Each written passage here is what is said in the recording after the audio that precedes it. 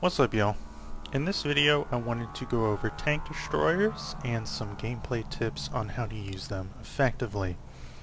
I wanted to make this video because I've seen people do some, shall we say, questionable things with the tank destroyers in the game. So to start off with, I just want to go over some basic characteristics of the tank destroyers in the game so you can understand where they fit in the grand scheme of things. So, besides some of the obvious things about tank destroyers, they don't have a turret, they have poor vertical and horizontal traverse.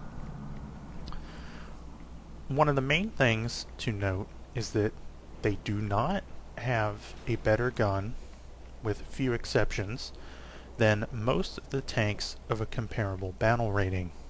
If we look in the tech tree here, the Stug series of tanks from the F to the G and the Jagdpanzer IV carry the same gun that's on most of the Panzer IV line of tanks, starting from the F2 to the H and J. They have the long-barreled 75mm gun.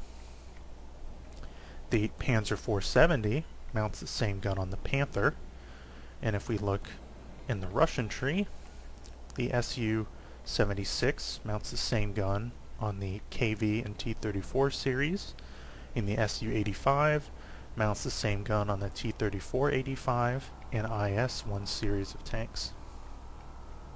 For the most part, they have similar guns to the medium tanks around the same battle rating. So you will not usually have an edge in firepower. Another thing to note is that because these tanks are smaller, everything is more compact inside of them. If we look on here, we can see that the driver, gunner, and commander all sit in a line. This is the case for most of the tank destroyers in the game. This is a big negative to the survivability of a tank.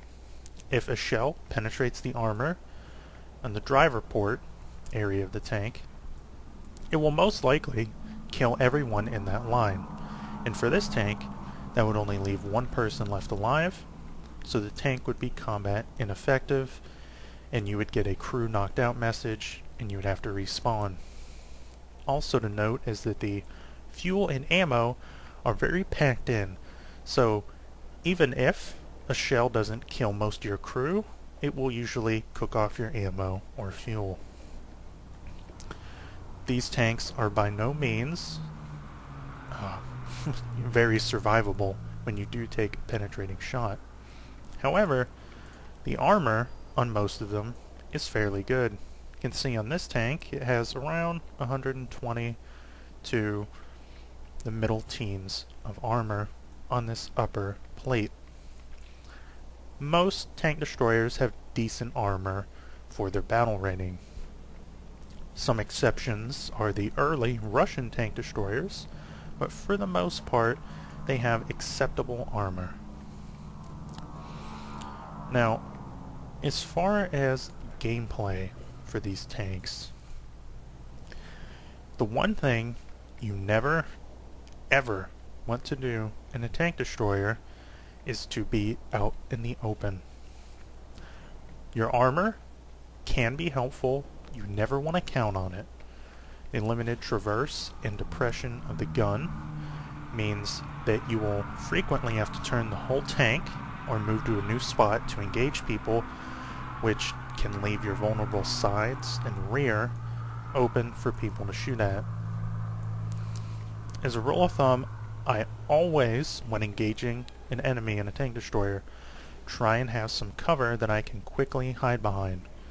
You want to peek out, take a shot, go back into cover once people start shooting at you or giving some attention to where you are. For example, with this tank, since most of my crew is here, I try and keep some cover on the left side and just peek out my gun in the right side of the front of the tank, and when I start taking fire, I go back into cover, wait for things to die down, then come back out or move to a new position. You never want to be the center of attention in these tanks. Your gun is not more powerful, your armor is not better than most tanks, and your tank, when penetrated, is much more fragile than a normal tank. Generally, you want to play this as a supporting type tank. You do not want to be aggressive with it. You can be if the situation calls for it, but to be most effective, you want to hang back behind some decent cover in an area where you have a good field of view over where the enemy may be. You want to lay down fire on targets that are not paying attention to you or occupied with your teammates. When you notice that people start giving you attention, you back off and either reposition or wait for things to die down. That's really the simplest and most general way to play the tank destroyers most effectively.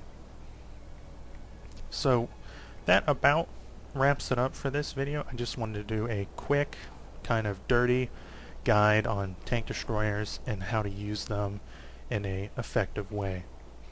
If you liked the video or feel I left something out, feel free to leave a comment, and if you want to keep updated when new videos come out, feel free to subscribe to the channel, and I will see y'all next time.